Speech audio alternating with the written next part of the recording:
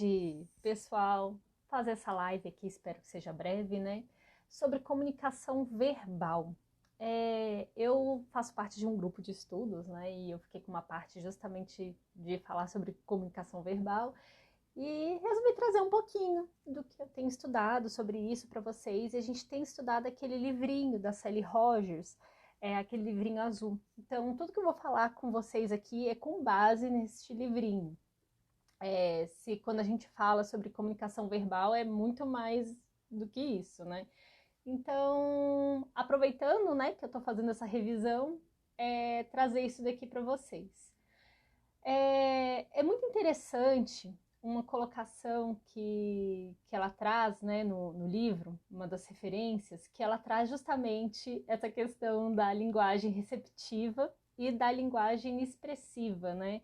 Que colocando isso como uma composição da comunicação verbal. Então, ela fala muito sobre essa questão que nesse capítulo ela foca nessa comunicação expressiva. Então, o que eu vou falar aqui é muito dessa questão da comunicação expressiva e, enfim, quando a gente se comunica, é um mix de coisa, né? A gente tem gesto, a gente tem olhar, a gente tem entonação, temos um bando de comportamento não verbal no meio, né? Não oral, a gente não fala, mas a gente tem toda uma forma de se portar. Para começar, né? Isso daí tem muito a ver com a nossa cultura. Quando a gente vai perguntar por quê, a gente faz a entonação. Ah, por quê? Por que isso? Depende da nossa entonação para saber se é uma pergunta ou não. Em outras culturas, não. Por exemplo, na cultura japonesa, se eu me lembro, se você quer perguntar alguma coisa, você tem que terminar com desu ka. Se eu me lembro, é uma coisa assim. Tem muitos anos que eu estudei japonês. Mas, se eu me lembro, é uma coisa assim que a gente tem que terminar, então você sabe que é uma pergunta. A pessoa pode até não ter uma variação da entonação, mas a outra pessoa vai saber que vai estar perguntando. Mas na nossa cultura isso fica muito evidente. E assim, a gente sabe que dentro do espectro, essa questão da entonação, né, a prosódia, existe essa variação, né? Nem todas as crianças, elas desenvolvem essa fala com a prosódia de ir e falar com essa entonação. Às vezes, não fica tão enfático, né? Alguns falam, robotizado, ou fica numa entonação muito baixa, ou enfim, não existe toda essa prosódia. Então, o que eu queria trazer para vocês nem é bem sobre esse livro, num primeiro momento. Eu queria trazer sobre uma pesquisa que esse livro cita, que ele fala sobre a cultura miniaturizada. Eu achei tão interessante isso daí, porque é o seguinte, a nossa criança ela tem uma história de aprendizagem. Ela aprendeu gestos, ela aprendeu fonemas, ela tem os olhares dela, ela tem a comunicação não oral ali, um pequeno repertório, né, entonação, e a gente tem que descobrir isso, a gente tem que conhecer. Nós sabemos que muitas crianças dentro do espectro, muitas vezes ela oraliza pouco, ela solta poucos sons, mas a gente tem que conhecer como são esses sons, como são a formação dos fonemas desse som. Então a gente tem que começar a observar quais são os sons que a nossa criança consegue emitir. Então, por exemplo, se a criança fala dá, mas, por exemplo, faz um sa, consegue já fazer um fonema desse, você tem que ir lá registrar. Você tem que saber todo esse conjunto de fonemas, de sons que sua criança faz. E quais são os gestos, em que contexto ela faz isso? Ela faz isso daí inserido dentro de algum contexto específico? Então, quando ela está fazendo tá, é porque ela está fazendo um certo movimento? É porque ela está fazendo uma brincadeira, mesmo que para você não faça sentido, mas normalmente existe um padrão dentro disso. Então, a gente tem que levantar todos esses sons que a nossa criança consegue emitir e ela já faz. Porque a gente quer potencializar isso de muitas formas. Então, quando a gente fala sobre cultura miniaturizada, é o seguinte: nós temos que ir dentro dessa cultura da criança para poder entender. Primeiro, a gente tem que entender a nossa criança, entender esse contexto, para depois que ela entenda a gente.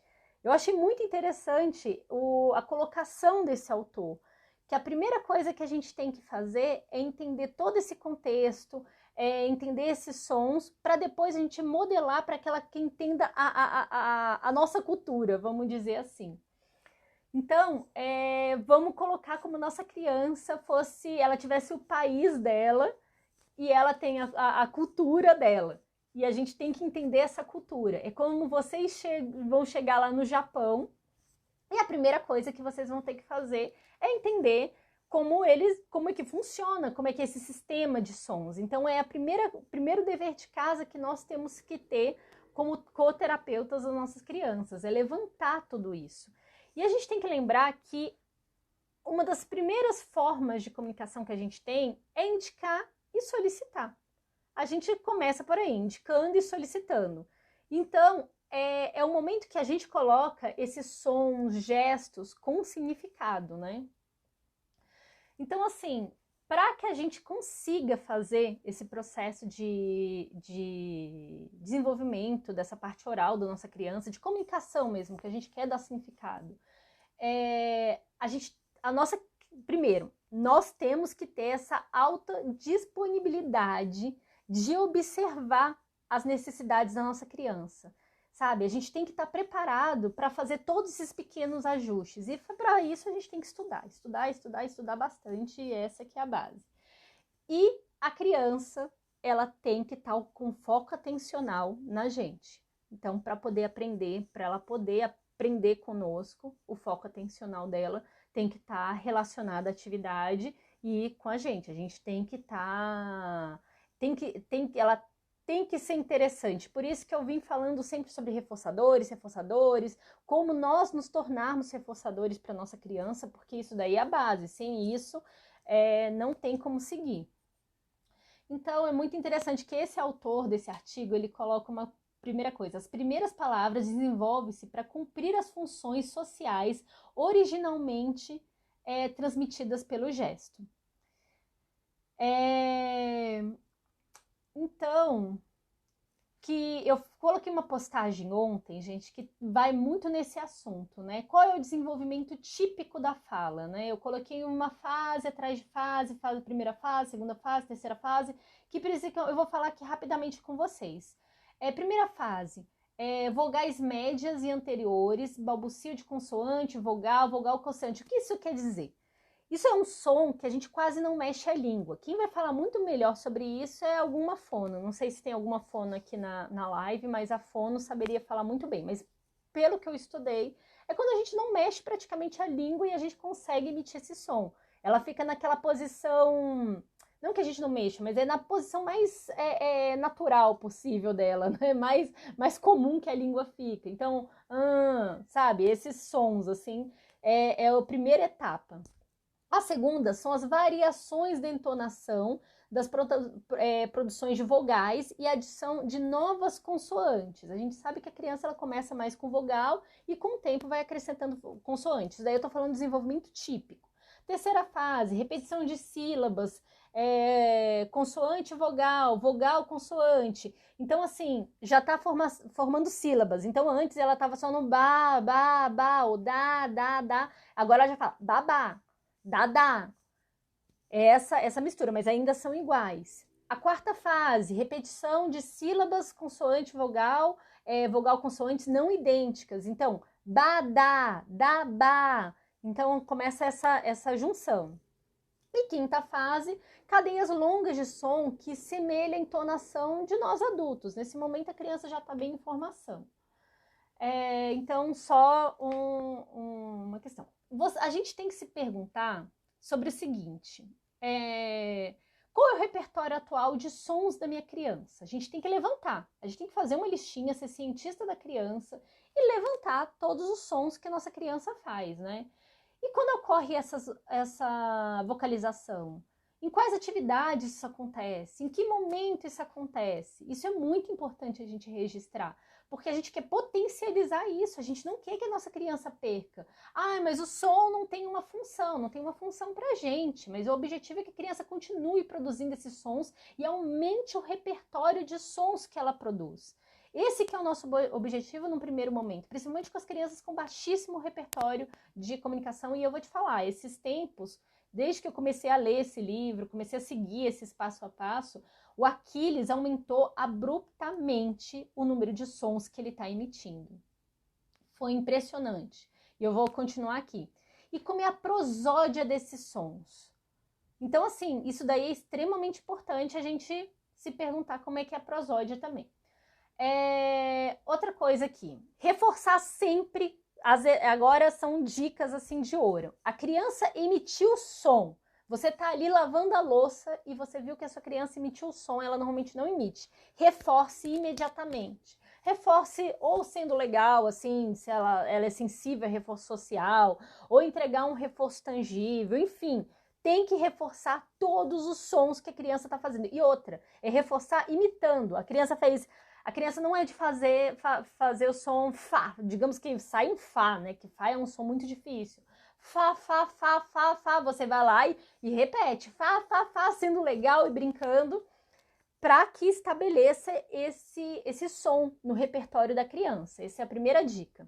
E a segunda dica é imitar as vocalizações da criança, extremamente importante sempre, para estabelecer. E para a gente também lembrar, né? Porque não é fácil. E a terceira dica é o reforço diferencial. Você tá ali brincando com a criança de imitar bloquinhos, tá ali imitando, fazendo, coloque, você está colocando imitação, não, você está colocando segmento de comando. Coloca o bloquinho. A criança fez uma, fez duas, aí a criança de repente solta um som, dá, ou bah, enfim. Aí você tá fazendo essa atividade, mas você vai reforçar esse som. Por quê? Gente, a primeira janela de oportunidade que se fecha, não que se fecha, mas que reduz durante o desenvolvimento, é justamente essa parte de comunicação. Então a gente tem que reforçar esse som. Então a gente usa esse reforço diferencial. Apesar de a gente estar mexendo com uma outra atividade, a gente vai reforçar esse som que a criança está fazendo. Isso é muito importante. Então, dos sons às palavras, né? Nós temos vários caminhos aí, mas eu vou primeiro fazer uma pincelada bem rápida aqui. A criança tá lá, ba, ba, ba, ba, ba. Aí, quer balão? Balão? Aí você vai, entrega o balão para a criança. E reforça, balão, balão. E a criança, ba, ba, ba, balão. Então, assim, nesse momento, você está verificando todos os sons que a criança emite e você vai escolher atividades compatíveis a esse som. Então, a criança fala ba, ba, ba, você vai, balão. Qual é outra atividade com ba? Eu não sou muito criativa, eu só pensei no balão. Mas eu tenho certeza que vocês são muito mais criativos do que eu. E vocês vão conseguir lembrar de mais atividades e vão colocar nos comentários depois da live. Enfim, colocar, porque eu não me veio nenhuma outra atividade com ba. Se vocês lembrarem de alguma, vier aí, a gente faz um brainstorm de sons mais típicos da criança, que vai ser até bom para mim, porque eu realmente sou terrível com isso. Eu acho que eu tenho que procurar no Google, né? Próxima vez eu vou colocar assim, brinquedos e colocar ba, que aí eu consigo fazer atividade, né? Porque é difícil, a criatividade aqui vai difícil. Outra forma também, dos sons das palavras também, você tá ali, ba. Aí, ao invés de você já ir pro balão, você vai moldando esse som aos poucos. Então, assim, ba, babá. Aí entrega o balão. Então, isso daí é uma forma da gente desenvolver isso daí. A gente vai fazendo uma aproximação sucessiva. Que aí o balão, bala. Mas brincar com bala, Flor, como é que a gente brinca com bala? O bom é que a bala já é reforçador, né? Por si só. A bala já é reforçadora. Você entrega a bala para a criança já come. Verdade, isso faz sentido. Mas não brinca com a bala. Mas a bala é reforçadora, é uma boa. É uma boa. Babá. Ou baão. Então você vai modelando esse som aos poucos até sair o balão. Isso é bem interessante. Eu gosto bastante desse formato. É porque você vai num passo a passo, aos poucos. Então, assim, a criança, tipo o Aquiles, ele tem mais dificuldade. E esse daí é o formato que dá mais certo pra gente. Então, assim, a gente começou com ma, de mamar. Mamar. Aí hoje ele já fala mamá. Então, assim, para ele, esse formato deu muito certo. Aquele formato anterior que eu falei para vocês, para ele já não deu tão certo assim. Mas, enfim, a gente vai tentando. Então, assim, quando a criança, então assim, a gente vai modelando sons com o que tem mais parecido. A criança fala ba, aí a gente vai babá e assim vai. Até a gente falar o desenvolvimento típico. Então, assim, por exemplo, a criança já fala o lão em algum momento e fala o ba em outro momento. Então, a gente vai começar a usar o reforço diferencial para a gente conseguir juntar essas sílabas. A produção, quando a gente está querendo fazer essa produção espontânea, né? A criança já brinca de carrinho. Deixa eu ver se tem um carrinho aqui comigo. Não tem carrinho, não tem carrinho. Mas então, a criança brinca aqui com o bonequinho e a criança faz assim, dá, brincando com o bonequinho. Ela dá.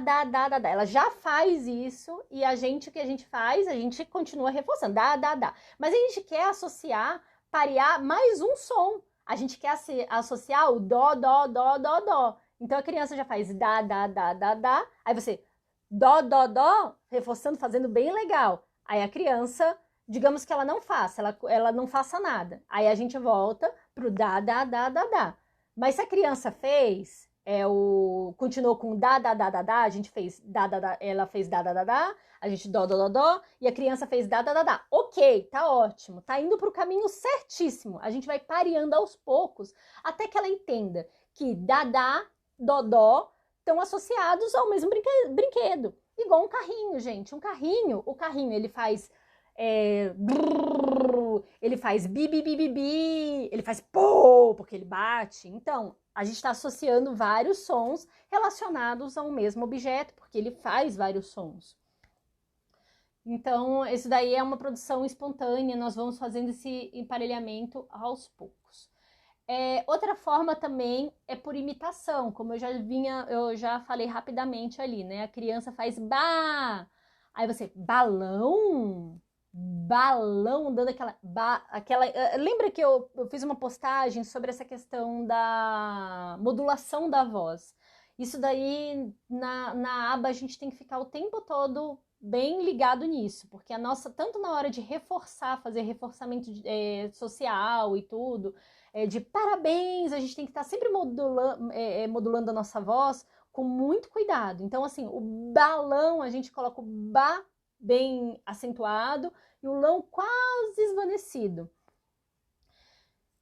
Então, nós vamos moldando esse significado através de imitação. Então, assim, ao contrário do outro, né, que a gente estava ali colocando, a criança já fazia o som, nesse caso, a gente está pegando esse som que a criança faz, a criança quer o balão, ela já faz ali o balão, esse de imitação, a criança ela quer o balão, ela faz o gesto de balão, ela ela tá fazendo, apontando, querendo balão.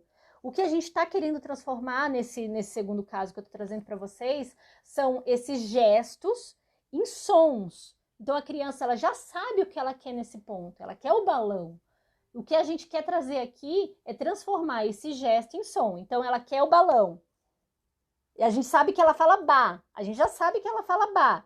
Aí você quer o balão? Aí entrega o balão para a criança. Aí com o tempo a gente vai modelando, mas através da imitação. Aí no momento que ela já começa a associar aí então pronto. Aí daí por diante a gente já vai aumentando essa sequência desse som. Então, gente, é basicamente isso que eu queria falar com vocês. Depois eu vou trazer mais coisas sobre o assunto. Só que eu achei muito, muito pertinente isso e eu estava revisando também o conteúdo para o meu grupo de estudos. Então, a melhor forma de gravar na cabeça é ensinando, né? Então, essa daí é a melhor forma. Eu pretendo falar mais sobre esse assunto nas próximas semanas. Não sei quando é que eu vou conseguir fazer outra live assim, porque ultimamente o tempo tá bem apertado. Qualquer dúvida, vocês podem deixar aqui nos comentários. Eu vou abrir rapidamente o grupo para a gente conversar lá no Telegram. Quem não faz parte do grupo, é só entrar nesse site aqui, em redes sociais. Tá ali, entra nesse site, aperta o botão redes sociais, que vocês vão ver ali o botãozinho pro Telegram, para vocês entrarem. A gente tem uma conversa bem rápida lá, porque eu tenho que almoçar e fazer as terapias do Aquiles à tarde. E, gente, meu Deus do céu, essa noite Aquiles madrugou. Aquiles, ele fez festa durante a noite. Eu acho que ele achou que o fim de semana ia até o resto da semana. Então, assim, eu tô um pouco bagaço. Espero que a live eu tenha conseguido falar as coisas de forma certa para vocês, porque eu acho que eu tô meio zureta até agora dessa madrugada, em claro, com Aquiles fazendo festa essa madrugada aqui em casa. Fez festa mesmo, ele passou a noite rindo. Não tava chorando, não tava brigando, ele passou a noite rindo, pulando para um lado e para o outro. Para ele, assim, ele tava na balada essa madrugada. Nós somos pais, mães, sabemos bem que é isso. A gente sempre passa... Normalmente ele é bonzinho, tranquilo com sono. Mas parece que assim, ele tem um ciclo de 1, 2 meses, que é sempre assim, ele tem uma noite que ele madruga e eu já aceitei que a vida é desse jeito mesmo. Aí o resto ele volta a dormir. Então, gente, encontro vocês lá no grupo. Se vocês não querem ir para o grupo, não querem participar do grupo, deixe suas dúvidas aqui nos comentários e até mais. Tchauzinho!